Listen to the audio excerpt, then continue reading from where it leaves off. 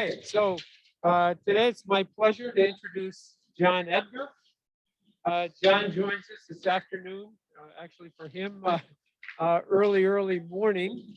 He's joining us from Manila. They're 13 hours ahead, so we can be very grateful that John's willing to meet with us at 1:30 in the morning, his time. In Manila, he serves as the Environmental Office Chief for USAID Philippines. John joined USAID in 2008, shortly after completing his MPS in International Agriculture and Rural Development here at Cornell. Over the past 13 years, John has served as an agricultural development officer in Washington and Ethiopia, as a team leader and office chief for the Sustainable Economic Growth Program in Malawi. He went back to Ethiopia on a second assignment, this time as deputy director of that country office. And now he finds himself in the Philippines as the environmental office chief for USAID Philippines. Since a lot of people that attend this regularly are returned Peace Corps volunteers, it bears mentioning that John, prior to coming to Cornell for his MPS, was a small business development advisor in Mongolia as a Peace Corps volunteer.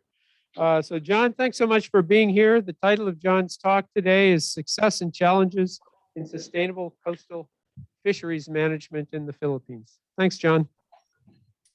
Yeah, thank you so much, Terry, and really appreciate the opportunity to be here and come back to this seminar series. It doesn't seem that long ago that I would attend this. I think it was also on Wednesdays, and would come over from Mann Library and get a cup of coffee and lunch and really listen to interesting speakers. Often they were colleagues, fellow students, but also development practitioners from the Cornell community.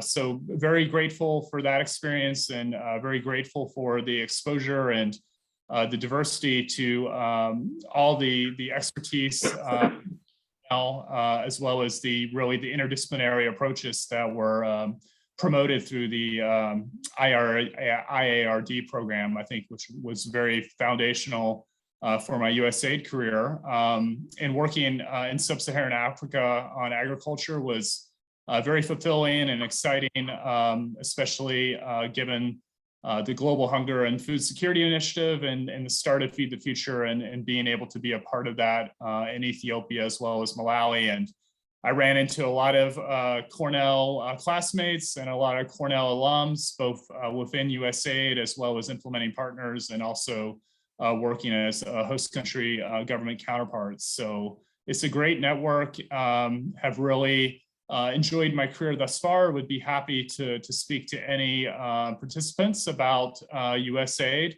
But I guess one of the advantages and really neat things about USAID is you get to reinvent yourself every 2 to 4 years. So after doing a lot of work on agriculture and food security, I had the opportunity to go to the Philippines and work in the environment sector, which is a very broad program here that includes clean energy, water security, biodiversity, forestry management, and then the topic of today's discussion, sustainable fisheries management. And it's also been interesting that I've been able to work on a regional portfolio as well. The USAID mission in Manila also supports the Pacific Islands, which is a very fascinating part of the world, home to many small island developing states who are, very acutely affected by climate change, and also have, strong partnerships with USAID on environmental programs.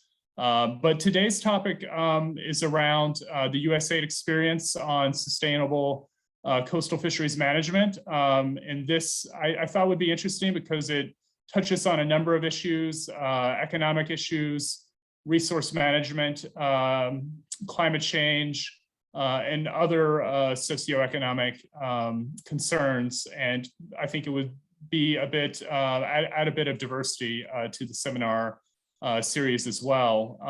So This presentation is really not my work. It's the work of USAID over the last 20 years and working in partnership with the government of the Philippines. I'm very grateful to my colleagues, in particular, Rebecca Gieb, who's the USAID fisheries and marine specialist, who's been very instrumental in leading this portfolio over the years, as well as our implementing partners in the government of the Philippines. So my presentation will speak a bit about fisheries globally and its importance for development, the situation in the Philippines, and then the USAID programming.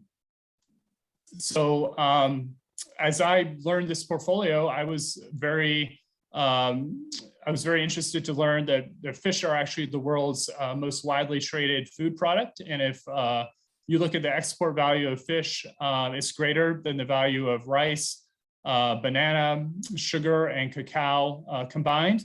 And wild caught fisheries globally is $250 billion to $500 billion industry.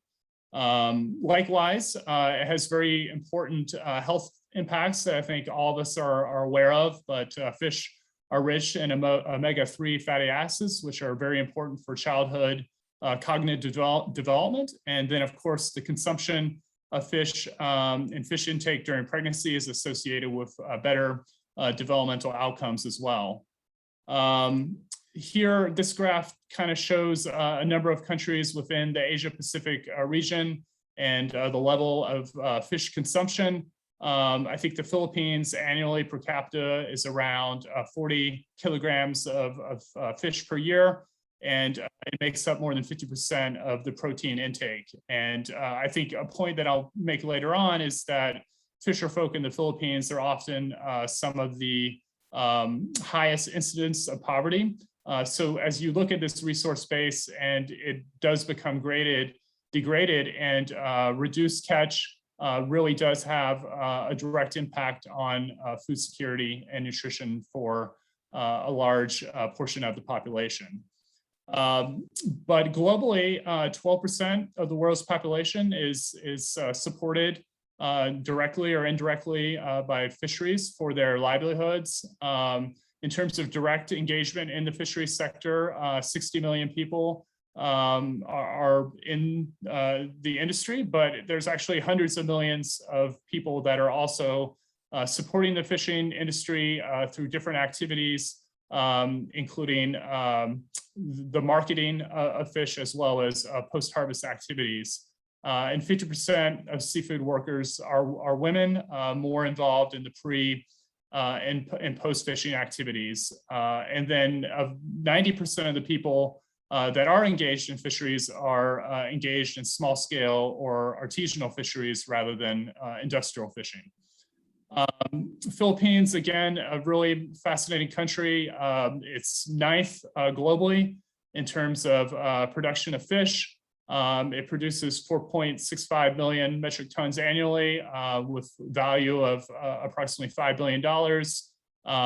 It's a major export product for the Philippines, around $1.3 billion a year. And the Philippines is a major exporter of tuna, seaweed, shrimp, as well as many other seafood related products.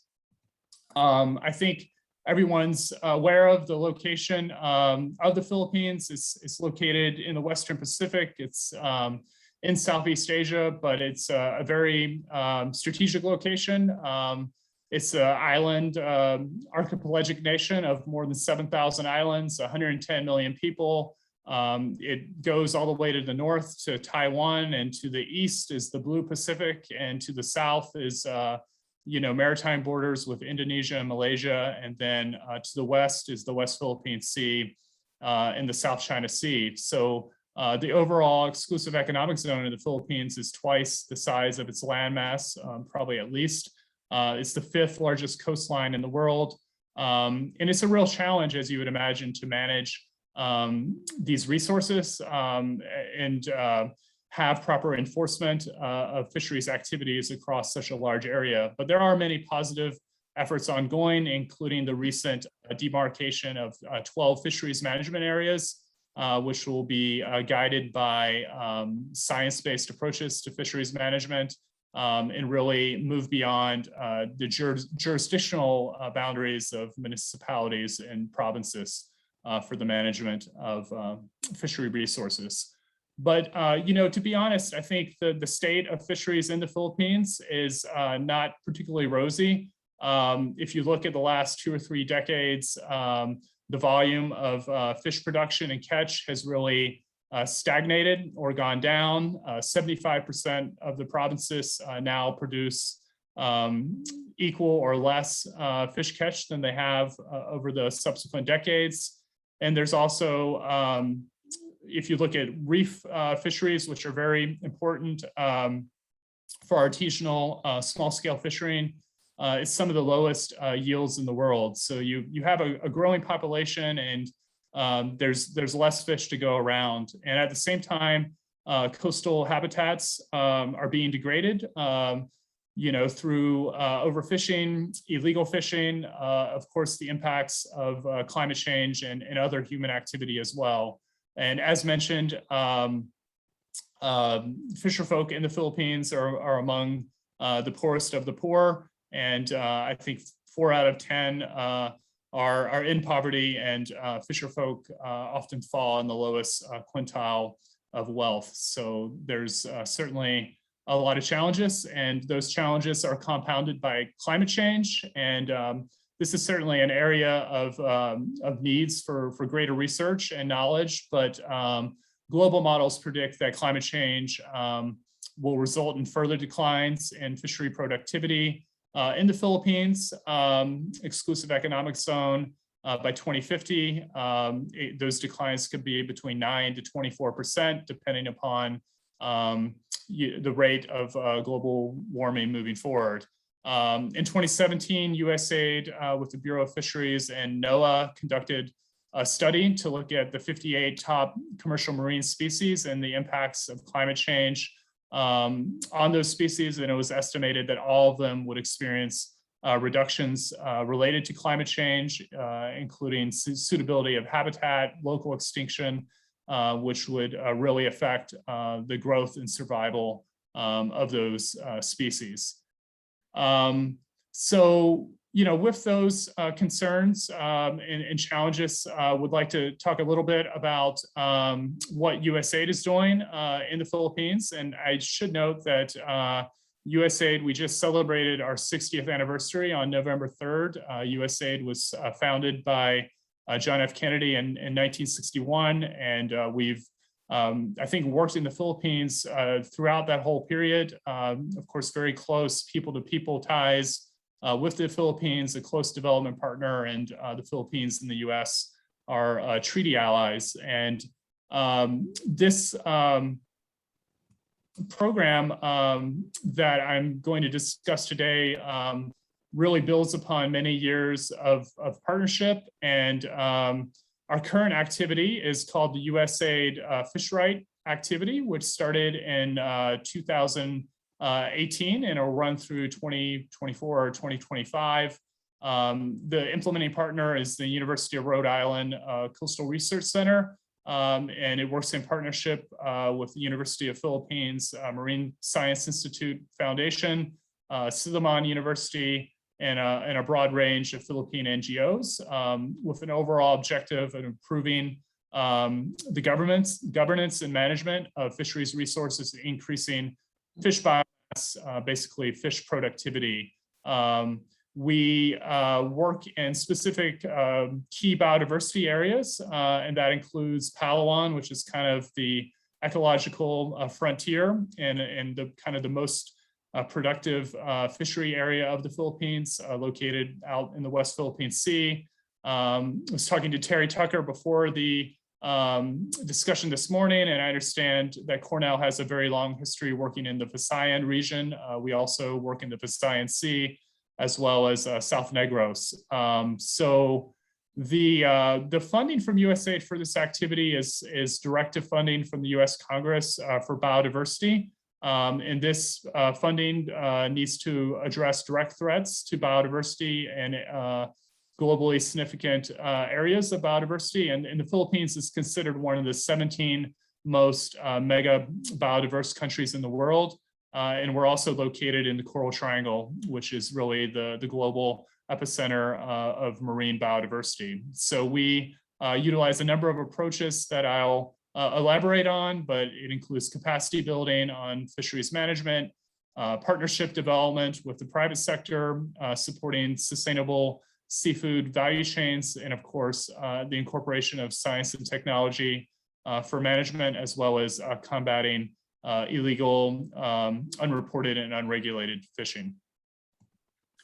So this is kind of the history, as I understand it, of USAID's engagement in coastal fisheries in the Philippines. And it started in the 1990s, and I was talking with Terry about this as well. There was a decentralization program in the Philippines where local government units took a much more larger role in terms of development, including agriculture, fisheries, resource management. Before that, it was very centralized in terms of management of natural resources such as forestry and fishery resources. So USAID worked with municipalities, mayors to really build constituencies and build knowledge to implement community-based fisheries management approaches.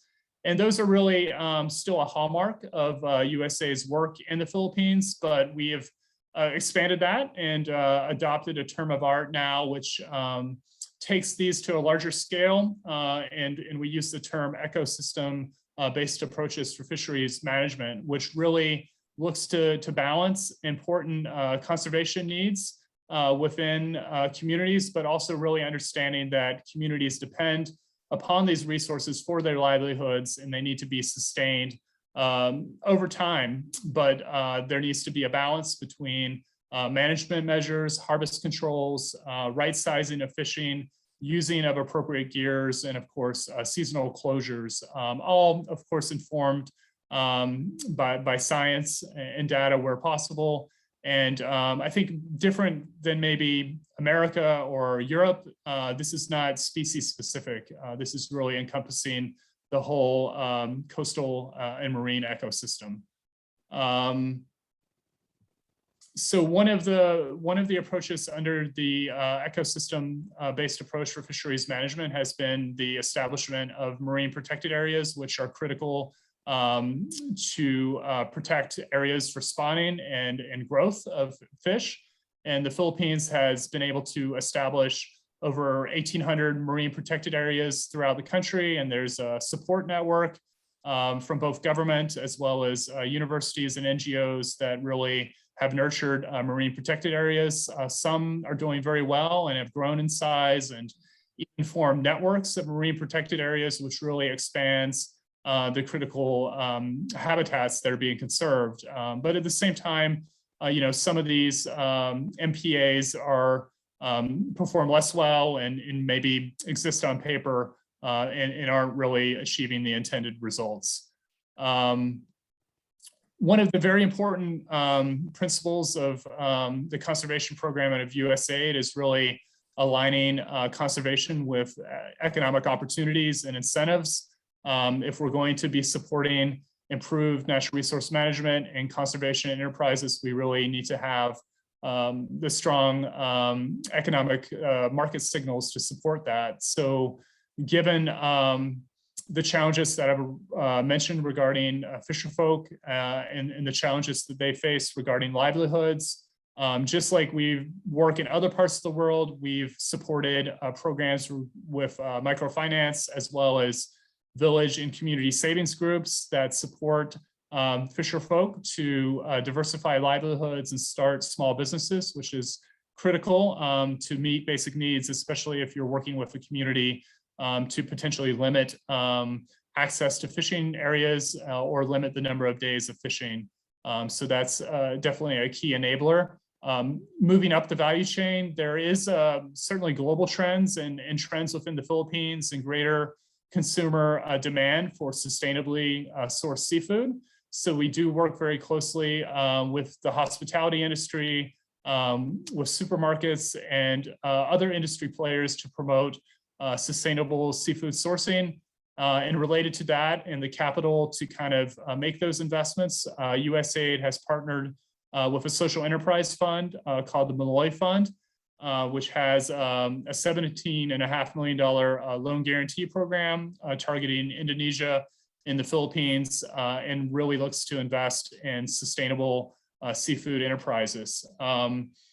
Another example is an important export commodity from the Philippines is the blue swimming crab, which actually a lot of it is exported to the US. It's like a $100 million market, and it goes into the food industry here in the States. But there's been a lot of challenges regarding the management of that fishery, and the Seafood Watch program of the Monterey Bay Aquarium actually rated the blue swimming crab within the Philippines as a red card. So we've actually worked with the Monterey Bay Aquarium, private sector partners, and the government of the Philippines to improve management and take measures to improve the fishery and be able to sustain this important fishery, as well as export market that employs hundreds of thousands of people. Really, another important effort that USAID is involved in is constituency building and really identifying and supporting conservation champions at all levels. At the grassroots level, definitely it's super important at the local government unit level. Where we've had the most success is where we've had committed mayors and actually mayors that work together with their neighboring municipalities to advance improve fisheries management. We've also worked at the provincial level with governments, and then of course at the national policy level is really important. So we have programs intentionally fostering and supporting that leadership. In more recent years, we've been able to really take advantage of new media as well as social media. Filipinos are very adept and use social media, and I think there's a really strong consciousness within Filipino society around conserving the country's natural resources. And we work very often with media houses to do roundtable discussions regarding the impacts of illegal fishing on food security and the Philippines environment and economy writ large. We've worked with youth on vlogging and in creating videos, kind of telling the story and the importance of fisheries and the impacts of illegal fishing. So constituency building and awareness building at the community level, but also nationally is super important. The role of women, as I mentioned, can't be understated. I think men are primarily involved in the actual fishing, but they play a very important role in pre and post fishing activities. When USAID works at a community level, we're very intentional in our gender analysis and understanding gender gaps, challenges, and opportunities for greater empowerment. And we also work with local government units because they have specific budget for gender and development that sometimes may not be utilized most effectively. So we want to really harness that and allow that to help support the programs that we're implementing within communities, and also having women play a very important role in conservation efforts such as mangrove restoration activities. And we also have looked to link environmental programs with other sector programs such as reproductive health programs of USAID. So one of the kind of very big challenges and has led to the degradation of resources is illegal, unreported, unregulated fishing. I think this is a term that was originally coined by FAO, but has gained a lot of international attention over recent years, and it's really pervasive. It's estimated that between 20 to 50% of all fish globally is related to IUU fishing.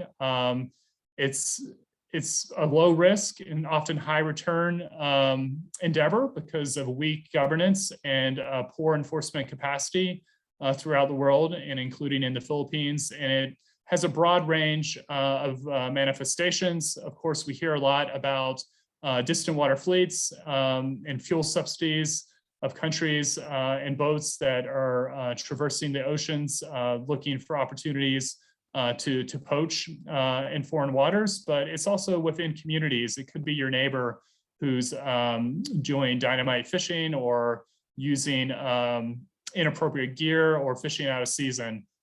So there's a lot of emphasis trying to understand the impact of IUU fishing in the Philippines. And we've done a recent IUU quantification exercise where we've brought together a panel of experts from the government, academia, NGOs to try to gain a better estimate of the extent of IUU fishing. So in September of 2020, we did a study that estimated $1.3 billion economic loss annually for the Philippines, as well as 500,000, approximately a little less than 500,000 metric tons of unreported fish each year, which is very significant. And I think that's actually an underestimate because this study was focused almost exclusively within municipal waters, which would be within 12 nautical miles, and didn't really look at the broader exclusive economic zone. But I think as we look to combat IUU fishing, there's a lot of interagency partnerships to work with different civilian as well as enforcement agencies in the Philippines, such as the Coast Guard, the PNP Maritime Group, and the Bureau of Fisheries and Enforcement Group. And it's also an opportunity for technology to play a very important role. I know in agriculture, we talk a lot about digital agricultural innovations. USAID has supported a nightlight boat detection system that uses satellite technology to track where illegal fishing is occurring within the Philippines, and that's been instituted within the Bureau of Fisheries and Aquatic Resources. And there's also been some interesting mobile apps that we've developed where community members are able to report illegal fishing, and that information is able to go to appropriate enforcement agencies. So building from this study, a big focus in 2021 has been rolling out the IUU fishing index and threat assessment tool across the Philippines in partnership with the Bureau of Fisheries, who's adopted this program. And this is an opportunity for local government units to really take stock of the extent of illegal fishing, to address the vulnerability, and then to plan actions that will include holistic responses from the community, from local government, as well as enforcement partners. So as of next month, we'll been able to roll out this IUU fishing index in 100 coastal municipalities in the Philippines. There's more than 1,000, so we still have a long way to go, and we're looking to expand this tool moving forward.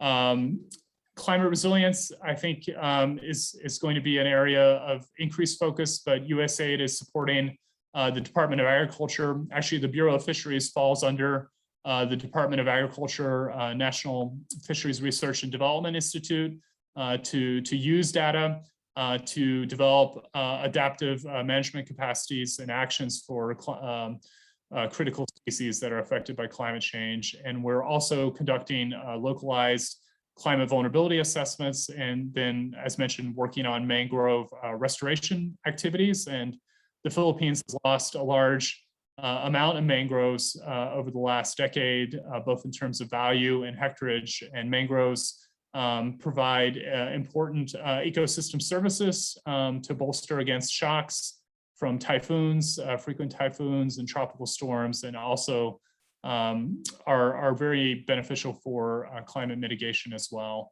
And I think the marine protected areas also offer a great platform for further work around climate adaptation moving forward. So related to the impact of our programming and in what we've really achieved over the last number of years, from 2003 to 2010, the USAID fish activity was able to achieve an increase in fish biomass of approximately 13%. And then the Echo Fish program, which ran from 2010 to 2017, actually increased fish biomass by 24%.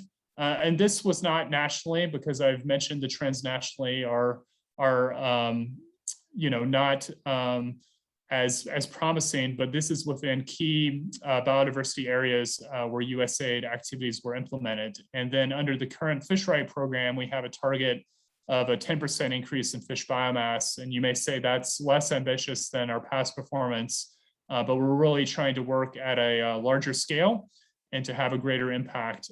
So hence the 10% target. So this is really the end of my presentation. I think I noted several challenges for the future, but I think I've probably already addressed those already in the presentation. But I'd be very happy to take any questions from participants, either about USAID or about environment and coastal fisheries programs in the Philippines. Thank you. Okay, thanks very much, John. We'll monitor the chat and online for questions. In the meantime, question here. Please identify yourself and ask your question. Thank you, John. My name is Horace, a grad student in natural resources. But again, my background is research in fisheries. So thank you for the presentation. My question, I have two questions. For first, a bit simple. After 60 years of USAID intervention in fisheries, we still see high poverty incidences and proportions. What is it that you are not getting right? And secondly, in the management interventions in fisheries, do you integrate indigenous knowledge? Because these communities have existed with the resources, and there is sort of a way they used to manage these resources for us to enjoy them at this time, albeit with challenges. So I have not seen that in the presentation. Maybe you could shed light on whether those exist. Thank you. Yeah, thank you, Horace, for the question. I think that was probably an omission on my part, but that's a critical aspect of our programming is community and indigenous communities' role in the management of fisheries, and we adopt community-based fisheries management approaches that put the community at the center of decision-making of how they want to manage their resources. And it's really not an externally driven agenda, and it really requires the commitment and the knowledge of local communities. So I certainly agree with you. The 60 years of USAID assistance, I think it's been more 20 years within the coastal fisheries sector, but nonetheless, it's a good point. I mean, I think 60 years is a long time, and we should be working to put ourselves out of business as an aid agency. And in terms of what we should be doing more of that maybe we haven't done enough previously, I still think there's greater opportunity for integration and leveraging of expertise and resources, and then linking the programs that I've mentioned today with greater focus on economic opportunity, as well as maternal and child health programs and education. I think would all be very promising initiatives that we could pursue further.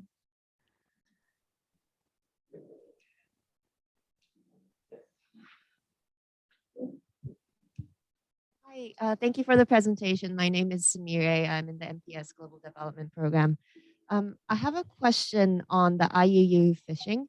You mentioned working with coast guards and all these ships and technologies that can be used for surveillance. I assume that these can be used in militaristic operation as well. Is there a restriction in the mandate of USAID to in certain interventions for USAID to go into certain parts of the surveillance, or does USAID have like all the power to intervene in this sector that can be kind of borderline military as opposed to Mhm. not necessarily just for the environmental protection.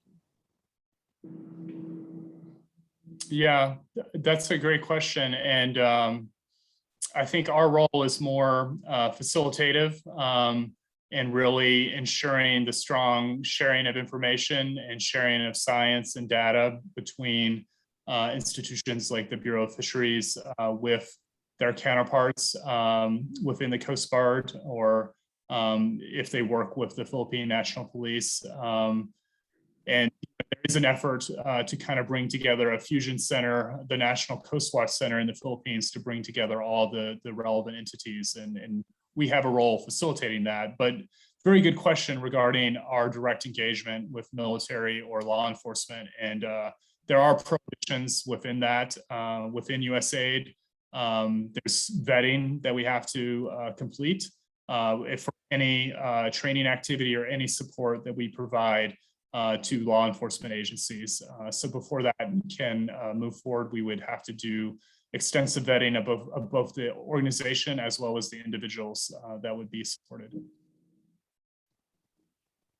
John, we have an online question in the chat from KV Raman, who I believe you worked with in Malawi. And KV, do you want to unmute and ask the question directly? Nice to see you, John. Thanks for getting up so early. I mean, 1:30. Wow. Thank you.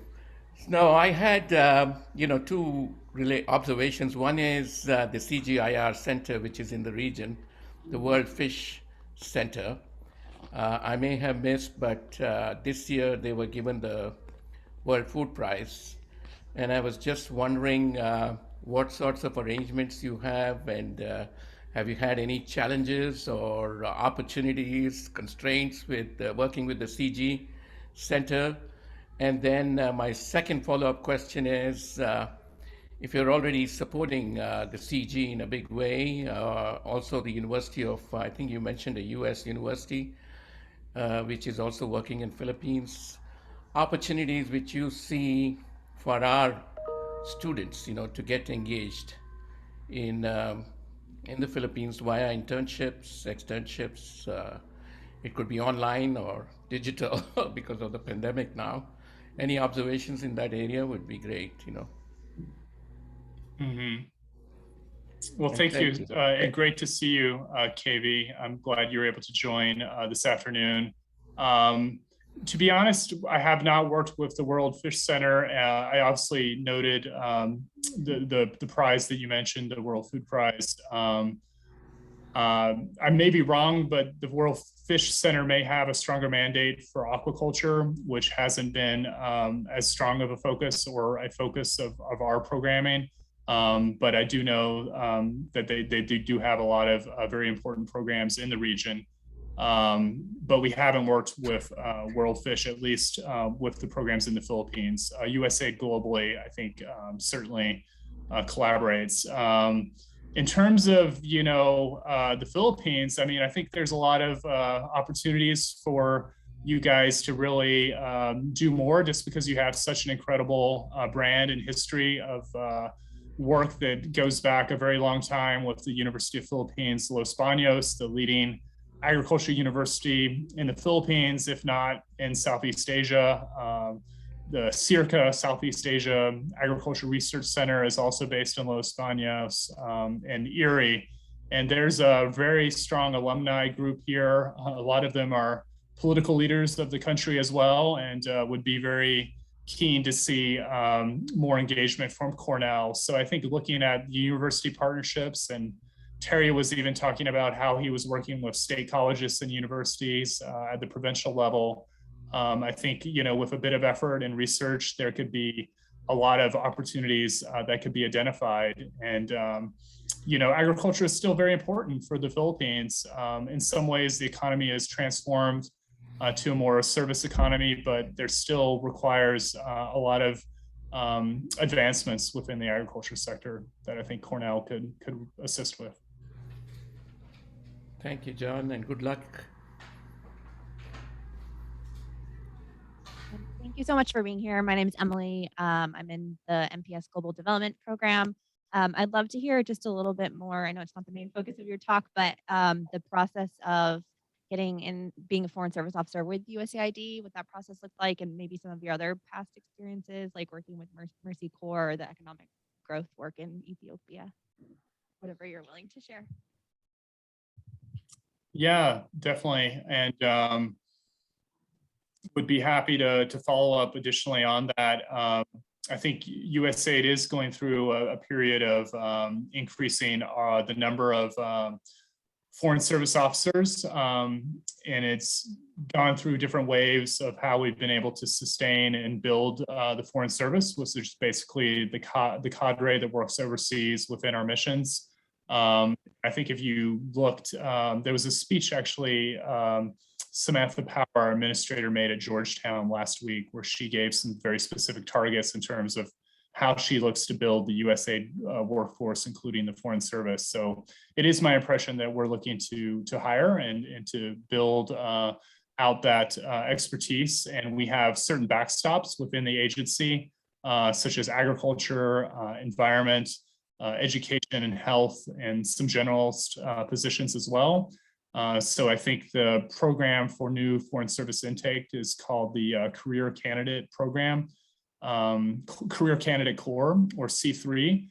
And, you know, those jobs would be on usaidjobs.gov or usaid.gov. And it does require a bit of monitoring, because all of a sudden something will hit, and then, you know, they'll be hiring a bunch of people, and then they may be silent for a while. And, you know, I joined USAID pretty young and not with a ton of experience.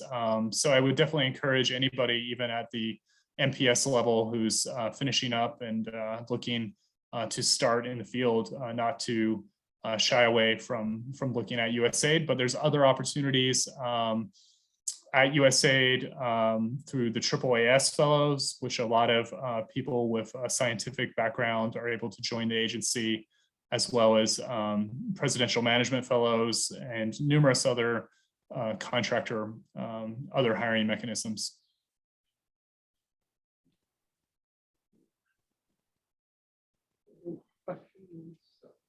Okay, John, we're out of time, but thank you so much for your presentation. Really appreciate it. Great, so great to see you again. I hope you'll put Ithaca on your visit list next time you're stateside. Thanks again. Yeah, my pleasure. Thank you so much, Terry. I hope Okay. to see you guys soon. Okay. Bye-bye.